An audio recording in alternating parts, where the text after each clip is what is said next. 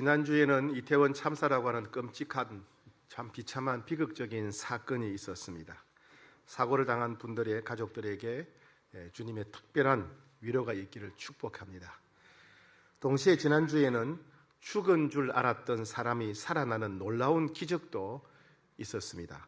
경북 봉화군 아연광산 매몰 사고로 인해서 지하 190m 갱도에 고립되어 있던 작업자 2명이 10일 만에, 열흘 만에 기적처럼 소환했습니다. 아무 먹을 것이 없어서 믹스커피 봉지 30봉지만 먹으면서 버텼다고 합니다. 이렇게 보면 참 사고나 죽음이 이렇게 멀리 있는 게 아니구나 이런 생각을 하게 됩니다. 지난 한 주간 동안에는 참 그런 생각을 하게 됩니다. 어떻게 살아야 될까? 남은 생에 하루하루를 어떻게 살아야 될까? 하루를 살더라도 의미 있게 살고 가치 있게 살고 바르게 살아야 되겠다, 그런 결심을 하게 됩니다. 예수님은 온갖 모함과 비판과 핍박 속에서도 예수님이 가셔야 할 길을 중단 없이 계속 걸어가셨습니다. 때로는 핍박을 피해서 3번이나 피난 여행을 가셔야 했지만은 예수님의 길을 멈추지 않으셨습니다. 예수님의 1차 피난 여행은 이두레 지방 베세다로 가셨고 거기서 오병이어 기적이 일어났습니다. 예수님의 2차 피난 여행은 두로와 데가볼리 지방 이방인 땅으로 가셔서 칠병이어 기적을 베푸셨습니다. 3차 피난 여행은 마가다에서 배를 타고 갈릴리 호수를 지나서 가이사랴에 갔다가 헬몬산에 다녀오시는 일정인데, 오늘 본문 사건은 바로 예수님의 3차 피난 사건 중에 발생한 사건입니다. 바리새인들이 예수님을 계속 비판하면서 표적을 구하게 됩니다. 11절 말씀을 같이 받들어 읽겠습니다. 11절 시작. 바리새인들이 나와서 예수를 힐난하며 그를 시험하여 하늘로부터 오는 표적을 구하거늘. 네. 이 바리새인들이란 어떤 사람들이냐 하면요, 이스라엘은 바벨론 포로 생활 이후부터 예수님 시대까지 약 600년 동안 식민지 생활을 했습니다. 그러니까 바벨론의 포로 생활, 페르시아의 식민지 생활, 그리스의 식민지 생활, 로마의 식민지 생활 약 600년 했어요. 우리나라는 일제 강점기 한 36년 정도잖아요, 그죠? 이 사람들은 600년 했으니까 얼마나 힘들었겠습니까? 성전이, 예루살렘 성전이 완전히 파괴되었습니다.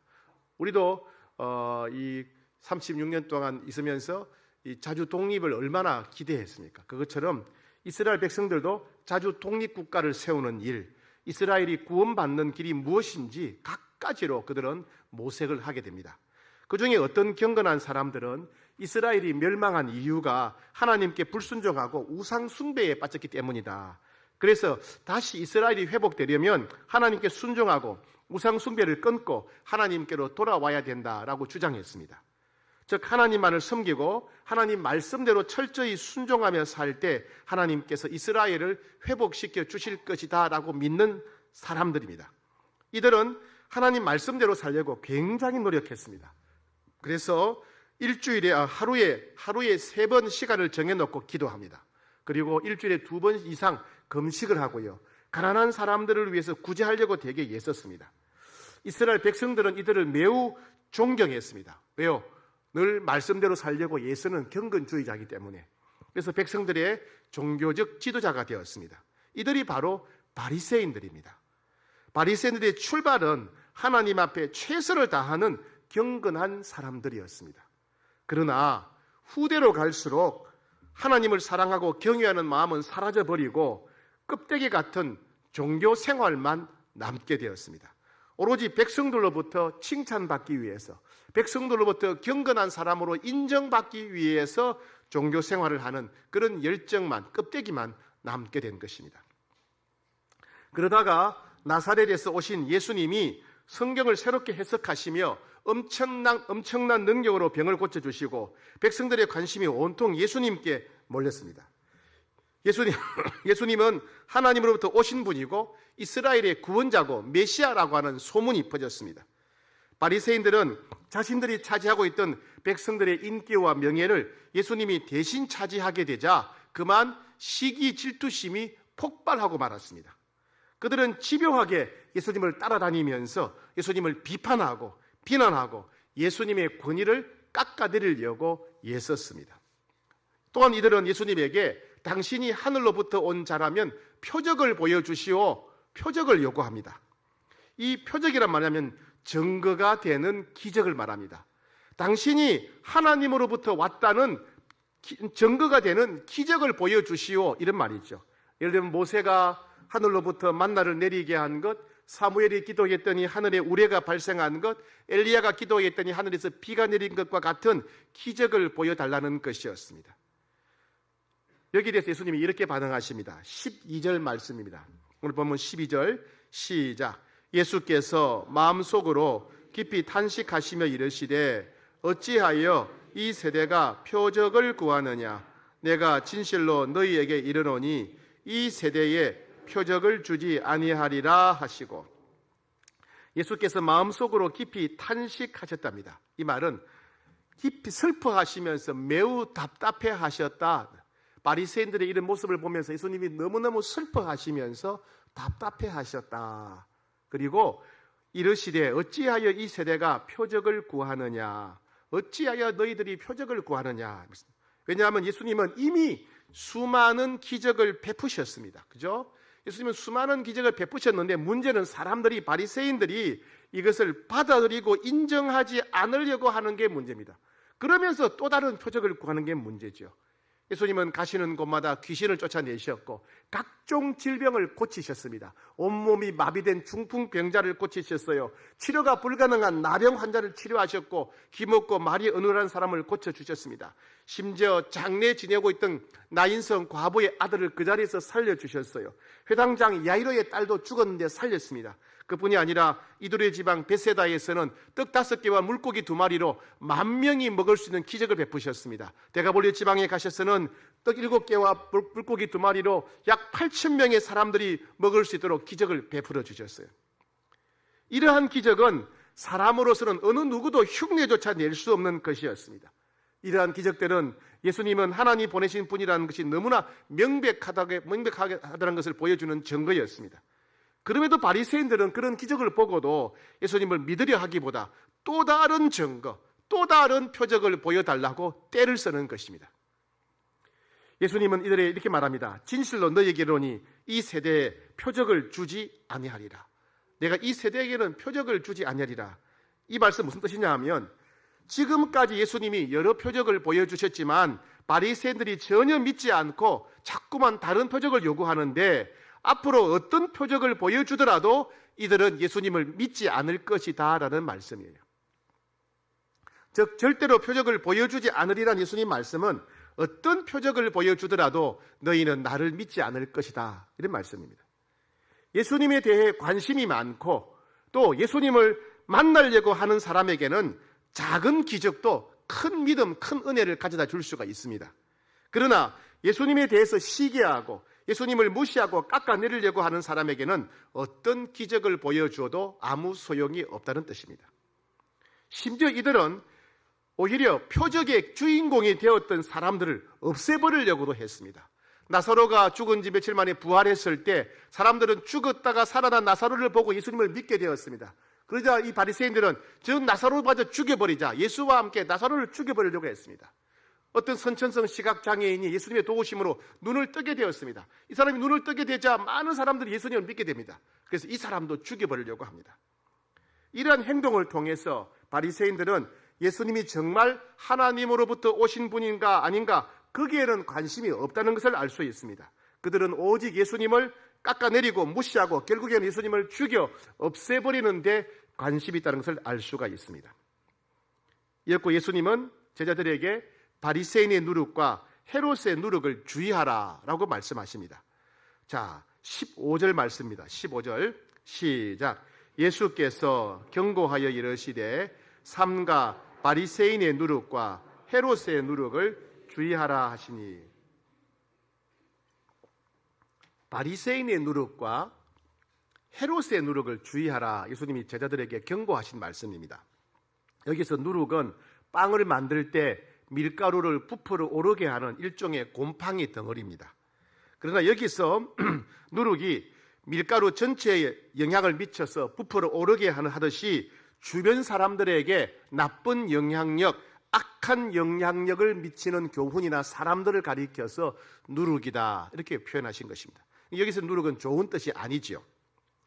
바리새인들의 누룩이란 실제로 그들은 하나님을 만나지 못한 사람이고 하나님을 만나고자 하는 마음도 없습니다. 오직 백성들로부터 인기, 명예를 얻기 위해서 껍데기 신앙에만 집착하는 바리새인들의 위선적인 신앙생활, 이것이 바로 누룩입니다. 신앙생활이란 사실 하나님을 만나는 것이죠. 하나님을 만나고 그리고 하나님을 따르고 하나님을 섬기는 것이 신앙생활의 본질입니다. 그러나 바리새인들은 하나님에게는 관심이 없어요. 오직 백성들로부터 칭찬받고 인정받는 데만 관심이 있는 사람이다. 그들은 기도 생활도 하고 말씀 생활도 하지만은 그들은 기도 생활과 말씀 생활을 통해 하나님을 만나지 못했습니다.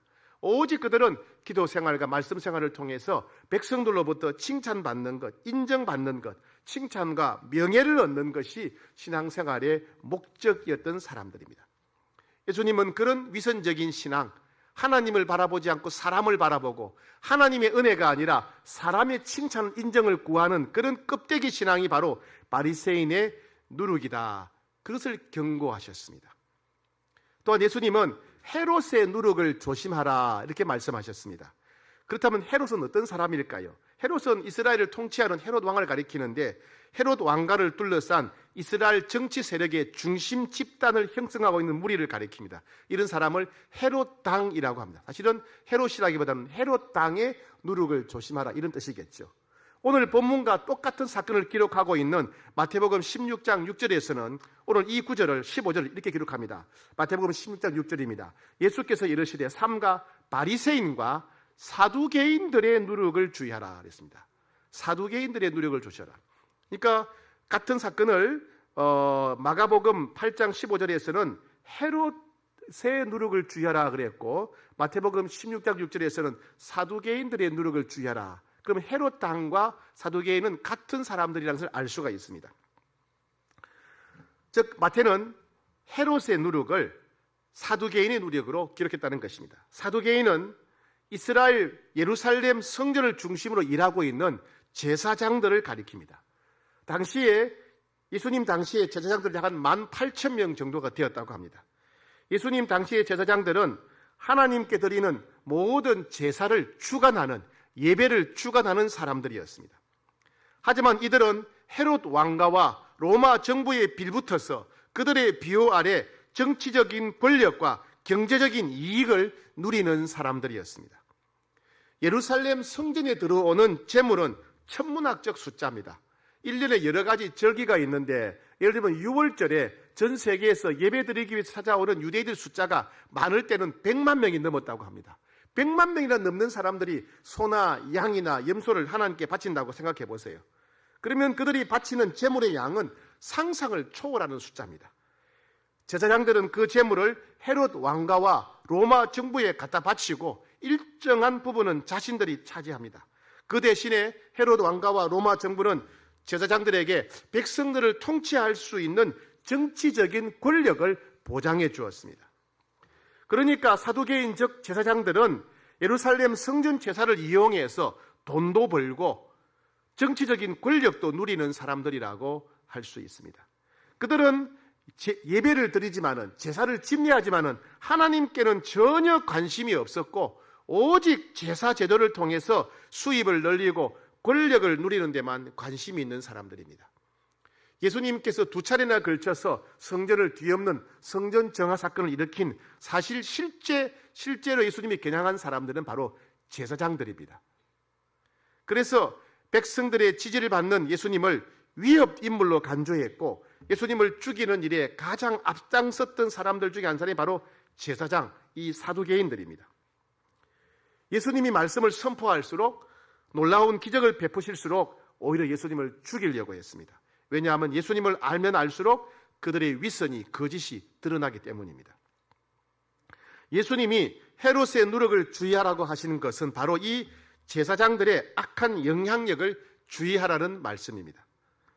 비록 하나님께 제사를 주관하는 사람들이었지만은 하나님께는 전혀 관심이 없고 오직 백성들이 바치는 제물을 통해서 경제적 혜택을 누리고 정치적 권력을 누리는 데만 관심 있는 사람들입니다.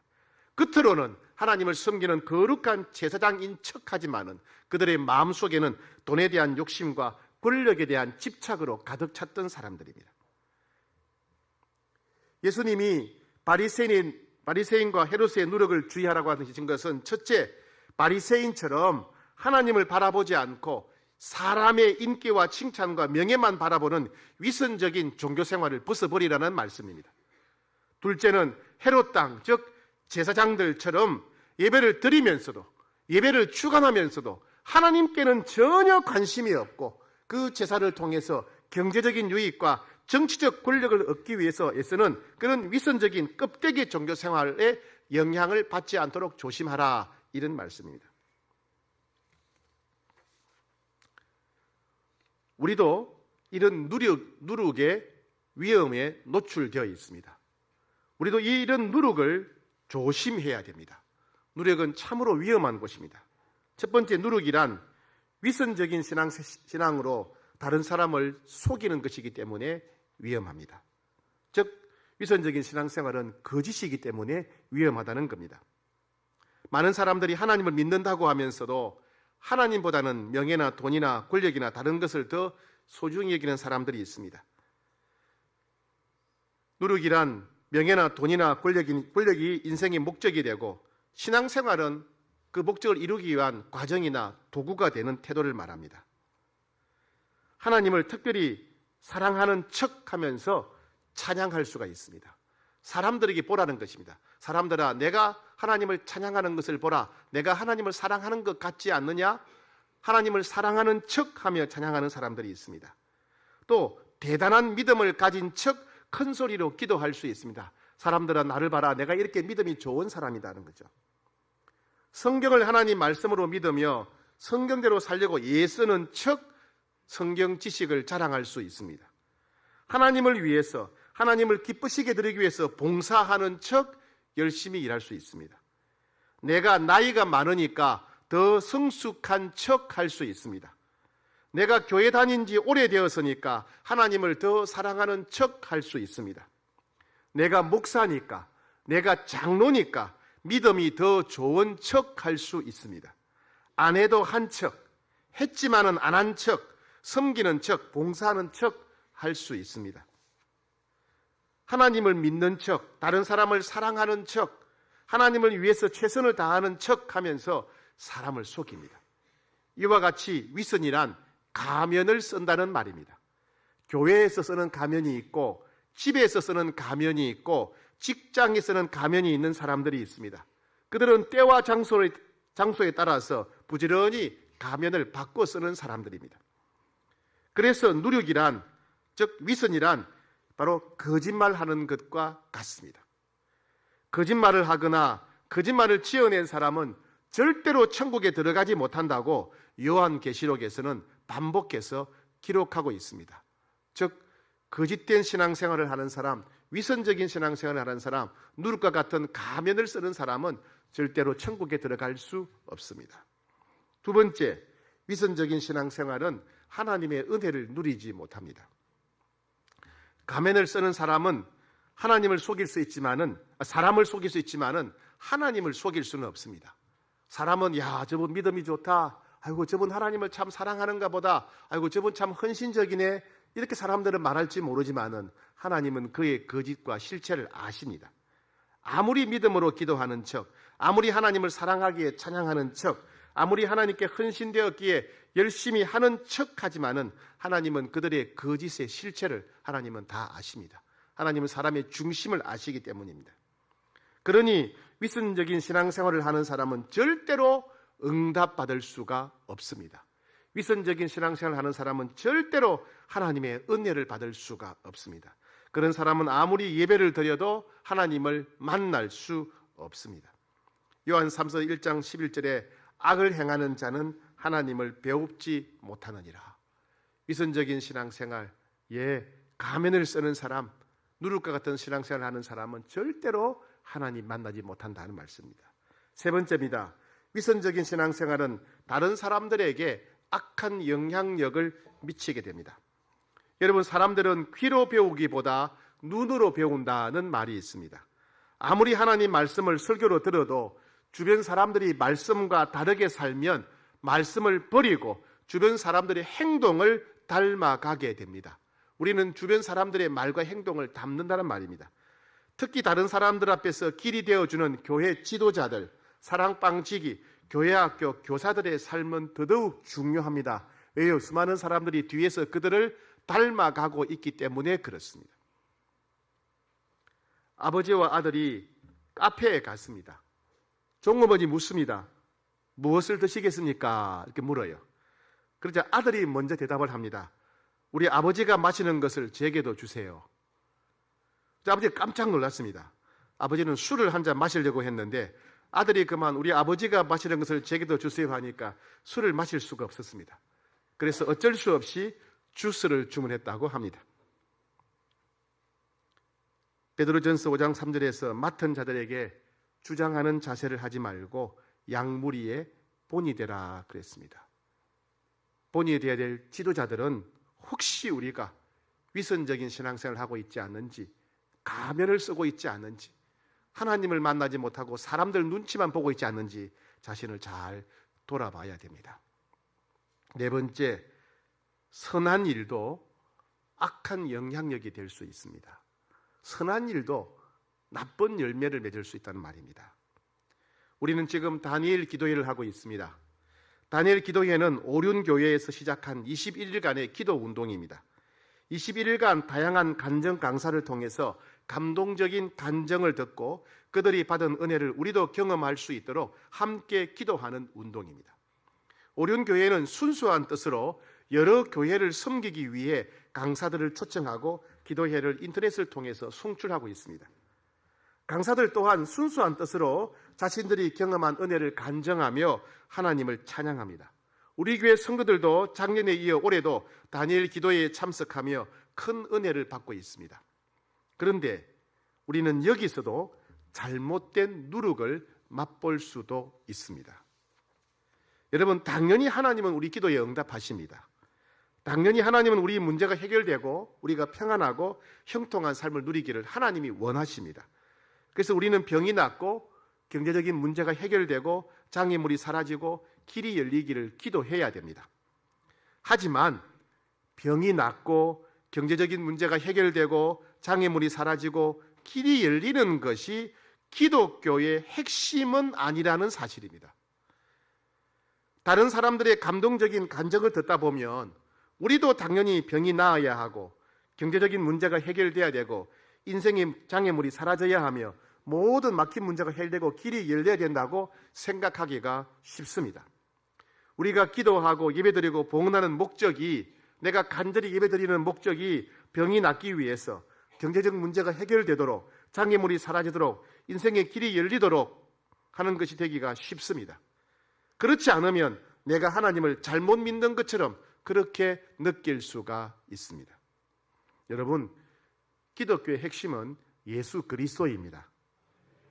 기독교 신앙생활의 핵심은 예수 그리스도를 믿는 것이고 예수 그리스도를 따르는 것이고 예수 그리스도를 증거하는 것입니다. 아무리 응답을 많이 받아서 부자가 되고 건강해지고 아무리 복을 받아 형통해도 예수 그리스도가 없다면 그는 실패한 인생입니다. 그런데 우리는 알게 모르게 예수님보다 예수님께 기도해서 부자가 되고 예수님께 기도해서 건강해지고 예수님께 기도해서 삶이 형통해지는 것이 우리의 관심이 되고 신앙생활의 중심이 될 수 있다는 것입니다. 예수님 이름으로 기도하여 병이 낫고 예수님 이름으로 기도하여 부자가 되고 예수님 이름으로 기도하여 소원이 이루어지는 것이 마치 기독교 신앙생활의 본질인 것처럼 오해하기가 쉽다는 말입니다. 여기서 우리가 예수님보다 더 중요하게 여기는 것, 부자가 되는 것, 건강해지는 것, 삶이 형통해지는 것을 추구하면 그것이 바로 누룩이라는 얘기입니다. 예수님을 이용해서 부자가 되고자 하고 건강해지고자 하고 삶이 형통해지는 것을 지나치게 삶의 신앙의 중심으로 삼는다면 그것이 바로 악한 누룩이 된다는 이야기입니다. 여러분, 예수님을 잘 믿어도 병이 낫지 않을 수 있습니다. 그런데 병이 낫지 않더라도 예수님을 잘 믿는다면 더 훌륭한 믿음을 가진 것입니다. 그죠? 예수님을 잘 믿어도 문제가 해결되지 않을 수도 있습니다. 문제가 해결되지 않아도 예수님을 잘 믿는다면 매우 성숙한 믿음을 가진 사람입니다. 기도 응답을 받지 못해도 예수님을 믿는 믿음은 흔들리지 말아야 됩니다. 기도 응답을 받는 것보다 예수님을 더 소중히 여겨야 됩니다. 그래야 우리가 이 세상에서 모든 것보다 예수님을 가장 사랑한다는 것을 증명할 수가 있는 것입니다. 여러분, 이와 같이 오직 예수님을 가장 소중히 여기셔야 됩니다. 오직 예수님을 더 알게 되기를 갈망해야 됩니다. 오직 예수님을 더 신뢰하고 의지하게 되기를 기도해야 됩니다. 그리고 오직 예수님 말씀에 순종하는 것을 우리 삶의 우선순위로 삼아야 됩니다. 그래서 찬송가 가사처럼 주 예수보다 더 귀한 것 없네, 예수밖에는 없네, 이것이 우리의 고백이 되어야 됩니다. 자, 그렇다면 누룩을 피하고 위선을 피하고 순결한 신앙생활을 하려면 어떻게 해야 되겠습니까? 첫 번째, 위선적인 껍데기 신앙생활을 끊어버리기로, 벗어버리기로 결단해야 됩니다. 우리 각자를 돌아봐야 됩니다. 우리 각자는 어떤 위선의 가면을 쓰고 있는지 돌아봐야 됩니다. 교회에서, 가정에서, 직장에서 어떤 거룩해 보이는 위선의 가면을 쓰고 있는지 자신을 잘 돌아보고 그 가면을 벗어버리기로 결단해야 됩니다. 더러운 옷을 벗어버리듯이 위선적인 가면을 벗어버려야 됩니다. 어제 우리는 다니엘 기도회에서 시선이라고 하는 찬양을 불렀습니다. 모든 시선을 주님께 드리고 살아계신 하나님을 느낄 때 내 삶은 주의 역사가 되고 하나님이 일하기 시작하네. 내 시선을 주님께 고정시켜야 한답니다. 사람들의 눈치, 사람들의 인정과 칭찬이 아니라 주님께 시선을 고정시켜야 된답니다. 돈이나 건강이나 문제 해결이 아니라 우리의 시선을 주님께 고정시켜야 된답니다. 우리 시선을 주님께 고정시킬 때 비로소 하나님이 살아계신 분이구나 알게 된다는 거예요. 그리고 하나님께서 나를 위해 역사하시고 일하시는 것을 보게 된다는 것입니다.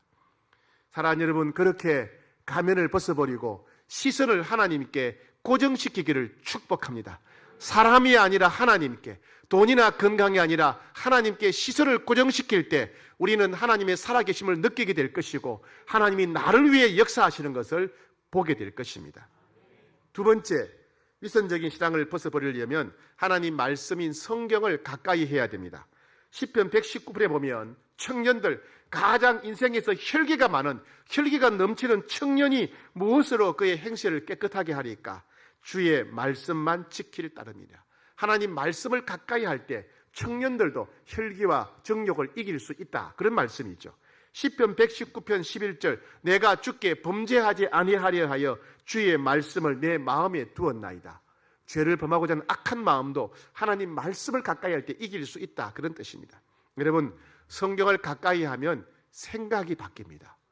성경을 가까이 하면 우리의 생각이 바뀌어요. 성경을 가까이 하면 우리의 가치관이 바뀌고 인생관이 바뀝니다. 판단할 수 있는 영적인 분별력이 생깁니다. 그래서 우리는 성경을 가까이 해야 됩니다. 통독을 해야 되고요, 필사를 해야 되고요, 때로는 묵상을 하고 또 암송을 하고 설교를 들어야 됩니다. 사랑하는 여러분, 성경을 가까이 하시기를 축복합니다. 성경을 가까이 하심으로 새로운 생각, 새로운 가치관, 새로운 분별력을 갖게 되기를 축복합니다. 세 번째, 오직 성령님을 의지해야 됩니다.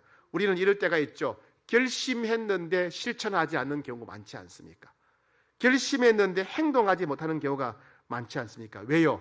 내 생각은 이게 옳은 일인데, 내 생각으로는 이게 바른 일인데, 내 생각으로는 이게 중요한 일인데 우리는 행동하지 않습니다. 왜요? 마음이 움직이지 않기 때문에 그래요. 우리는 많은 경우에 옳은 줄 알면서도 내 마음이 움직이지 않으니까, 마음이 내키지 않으니까, 마음이 내키지 않으니까 행동하지 않는 경우가 종종 있습니다. 내가 무엇이 옳다 그르다 이것만 가지고는 부족합니다. 마음이 움직여야 됩니다. 우리 마음을 움직이시는 분이 바로 성령님이십니다.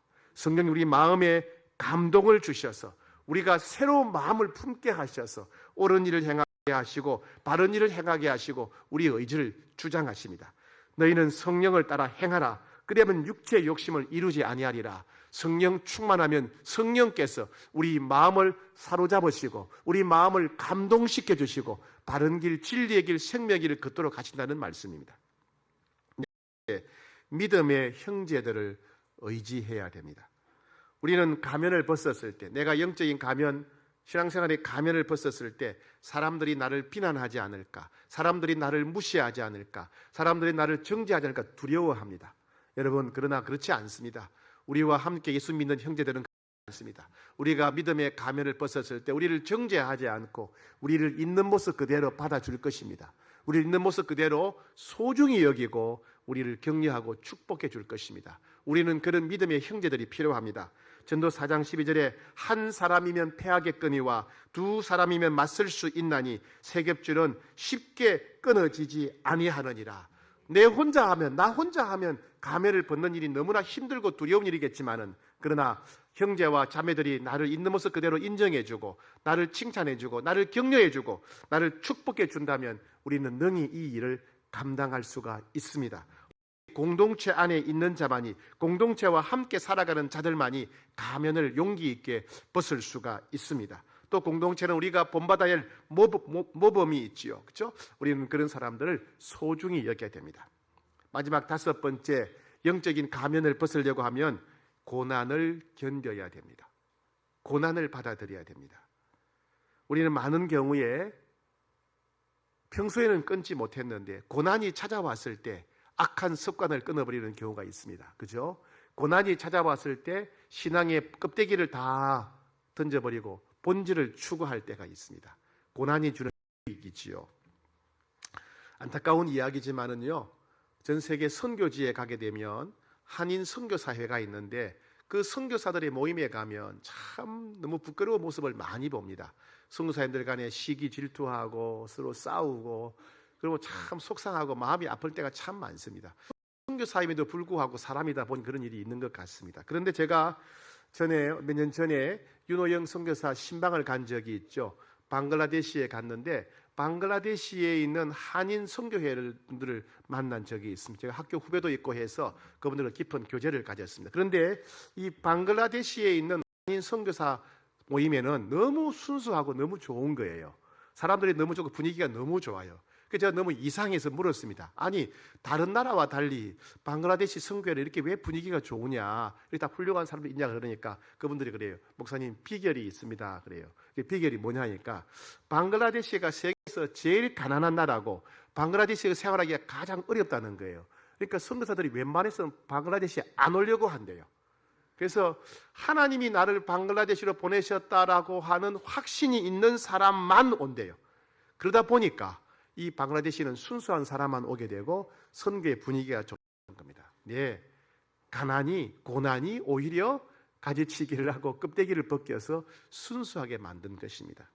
사랑하는 여러분, 지금 여러분이 겪고 있는 고난, 어쩌면 여러분들의 가면을 벗기려고 하는 하나님의 손길일 수도 있습니다. 여러분 지금 당하는 고난이 모든 껍데기를 벗어버리고 신앙의 본질에 집중하게 하고 오직 예수님만 바라보게 하는 하나님의 손길일지도 모르겠습니다. 그렇다면 마음을 열어야 되겠습니다. 사랑하는 여러분, 모든 가면을 벗어버리기로 결단합시다. 그리고 말씀을 가까이 해야 됩니다. 그리고 성령님을 의지하셔야 돼요. 그리고 공동체를 의지하셔야 됩니다. 그럴 때 우리의 시선을 모두 주님께 고정시킬 때 주님이 살아계시고 나를 위해 역사하시는 것을 두 눈으로 보게 될 것입니다. 모든 시선을 주님께 드리고 살아계신 하나님을 느낄 때 내 삶은 주의 역사가 되고 하나님이 일하기 시작하네. 이것이 우리 모두의